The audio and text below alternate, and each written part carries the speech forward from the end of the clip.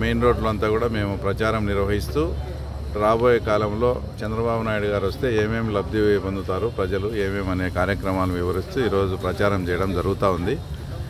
నువ్వు ముందు పులివెందులను లండన్ మాదిరి అభివృద్ధి చేయి, ఆ తర్వాత లండన్లో ఉండే ఆ బౌలర్ స్ట్రీట్లన్నీ ఆటోమేటిక్గా వచ్చేస్తాయి. నువ్వు పులివెందులుగా పెట్టి ఏదో ఒక సందులో లండన్లో ఎక్కడ ఉందని దాని ప్రకారం చేసే బదులు ముందు పులివెందులను లండన్ చేసే మార్గం చూసుకో. ఆ తర్వాత ఈ డోల్ ఎస్టేట్లన్నీ నువ్వు నిర్మించాల్సిన పనిలే, లోకల్గా ఉండే ప్రజలే నిర్మించుకుంటారు. ఎంత దారుణమైన విషయం అంటే అక్కడ ట్రాఫిక్ ఏమి ఉండదంట ఎక్కడ కానీ. ఇప్పుడు వాళ్ళకు నమ్మించేదానికి కళ్ళబొల్లి మాటలు ఏదో వన్ వే పెడతామని అన్నారంట. మాకు తెలిసిన ఇన్ఫర్మేషన్ ప్రకారం అక్కడ ఎలాంటి ట్రాఫిక్ లేదు. అక్కడ ఉండేవాళ్ళు నిన్న దారుణమైన విషయం ఏంటంటే, అయ్యా మేమంతా వ్యాపారస్తులము, ఇక్కడ అన్ని వ్యాపారాలు సంబంధించినవి ఉన్నాయి, మీరు ట్రాఫిక్ ఇక్కడ నిలివేస్తే మాకేందన్నా అంగడికి రావాల్సిన సరుకులు ఇవన్నీ మేము ఎట్లా దించుకోవాలంటే వాళ్ళు చెప్పిన సమాధానం, తర్వాత మీరు రాత్రిళ్ళు దించుకోండి అని చెప్పినారు. రాత్రిళ్ళు మీ సామాన్లు కానీ మీరు దించుకోండి అని వ్యాపారస్తులను. నాకు తెలిసి వాళ్ళు ఇంకా ఎక్కువ అడిగితే 5-6 అంగళ్ళలో కలుసుకొని మీరే దింపుకోండి అమాలీల మాదిరి అని కూడా చెప్పే పరిస్థితి ఉంది. అంటే ఇక్కడ ఏదైనా ఇక్కడ ఏమీ లేకుండా ఒక రాచరిక వ్యవస్థ మాదిరి మేము ఏం చెప్తే జరుగుతుంది.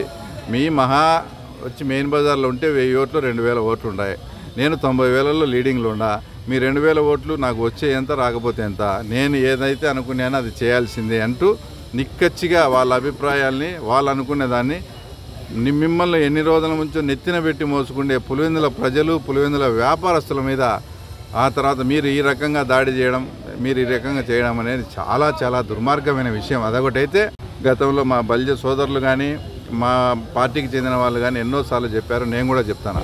ఇక్కడ ఇది ర్యాంపు కట్టినారు, మన కలెక్టర్ గారు వచ్చి కూడా ఇక్కడ ర్యాంపును ట్రై చేసి అది కాక ట్రాక్టర్ పెట్టి చేశారు. వాళ్ళకి ఏమైనా కొంచెమైనా బుద్ధి ఉండాలా? ఇది ఎప్పటి నుంచో పులివెందులకు సంబంధించిన ఒక దేవరకు సంబంధించిన ఒక జాతర జరిగేటప్పుడు సిరిబండి పోయేటప్పుడు అది ఎద్దుల బండితోనూ చేయాలనే ఇంగిత జ్ఞానం కూడా లేకుండా ట్రాక్టర్లు పెట్టి చేస్తామంటారు. మేము ఈరోజు ప్రచారం మొదలుపెట్టిన తర్వాత ఇప్పుడు వచ్చేసి ఒక ప్రెస్ నోట్ ఇస్తూ ఇక్కడ ఉండే ర్యాంప్ హైట్ తగ్గిస్తామని చెప్తున్నారు. అసలు వాస్తవంగా పులివెందుల ప్రజలకు కానీ అమ్మవారిశాలలో ఉండే వాళ్ళకి కానీ గతంలో పాత పులివెందులకు తెలిసింది ఏంటంటే ఇక్కడ ఎదురుగా అంకాలమ్మ టెంపుల్ ఉంది.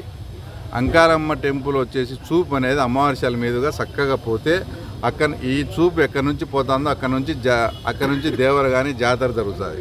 ఇప్పుడు ఈ ర్యాంప్ హైట్ చేసినందువల్ల మీరు చూడండి, అంకాలమ్మ టెంపుల్లో ఉండే అంకాలమ్మ తల్లి చూపు కూడా అమ్మవారిశాల మీద పడదు. అది టోటల్గా పులివెందుల ఈ పట్టణానికి అరిష్టం అని చెప్తూ ఉన్నా కూడా వాళ్ళు వచ్చి వాళ్ళ ఇష్టం వచ్చినట్లు వాళ్ళకేదో కావాలా, వాళ్ళ కాంట్రాక్టులు కావాలా అనే పద్ధతిలో ఎవరు ఎంత చెప్పినా కానీ లోకల్గా ఉండే వైశ్యులు చెప్పినా, లోకల్గా ఉండే మా బల్య కమ్యూనిటీ వాళ్ళు చెప్పినా, ఎవరు చెప్పినా వినకుండా ర్యాంపు తగ్గిస్తామని ఈ రకంగా పులివెందుల ప్రజలను ఎప్పటి నుంచో వచ్చే సాంప్రదాయాలకు విరుద్ధంగా చేయడం అనేది ఇది 100% ఖండించాల్సిన విషయం. 4 నెలల్లో తెలుగుదేశం పార్టీ రాబోతోంది.